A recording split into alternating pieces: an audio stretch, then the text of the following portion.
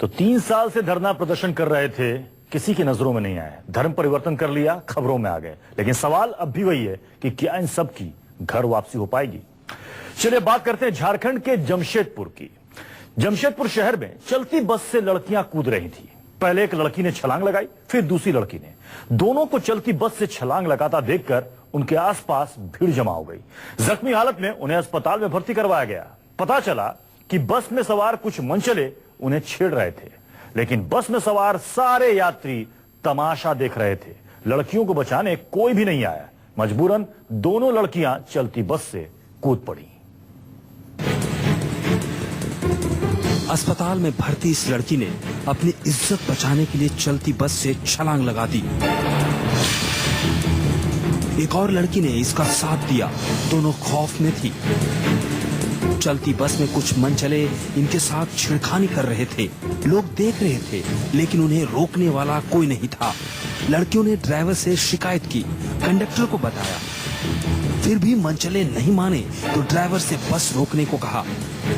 Driver ने बस नहीं रोकी। मजबूरन मनचलों से बचने के लिए लड़कियों ने चलती बस से छलांग लगा दी।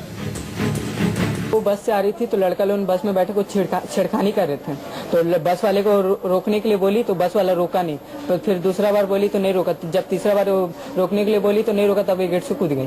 कुछ लड़के लोग छेड़खानी कर रहे थे तो हम लोग बस वाले को बोले कि रुकिए, बस हम लोग को नीचे उतरना है, पर वो लोग नहीं रोके बस, और ये रोका तो ये कूद गई। इसके साथ ये भी थी तो ये भी नीचे गिर गई।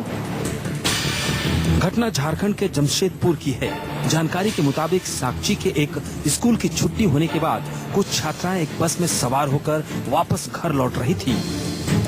इसी दौरान बस में पहले से सवार कुछ मनचलों ने छात्राओं के साथ छेड़खानी शुरू कर दी। इससे परेशान छात्राओं ने बस रुकवाने का प्रयास किया। ड्राइवर को कई बार आवाज लगाई, लेकिन जब ड्राइवर ने आवाज को अनसुना कर दिया तो लड़कियां चलती बस से कूद गई। इसके बाद स्थानीय लोगों ने उन्हें एमजीएम अस्पताल में भर्ती कराया। छात्राओं की मां के बयान पर साक्षी थाने में बस मालिक के खिलाफ मामला दर्ज कराया गया है।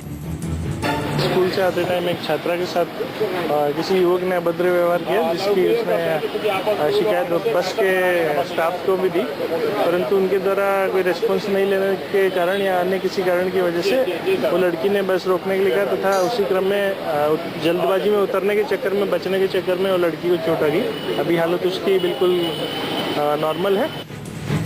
फिलहाल मामले में किसी की गिरफ्तारी नहीं हुई है। घायल छात्राओं के परिजन आक्रोशित हैं। बस मालिक और ड्राइवर के खिलाफ कार्रवाई करने की मांग कर रहे हैं। दिन दहाड़े हुई इस घटना ने जमशेदपुर की कानून व्यवस्था पर सवाल खड़े कर दिए हैं।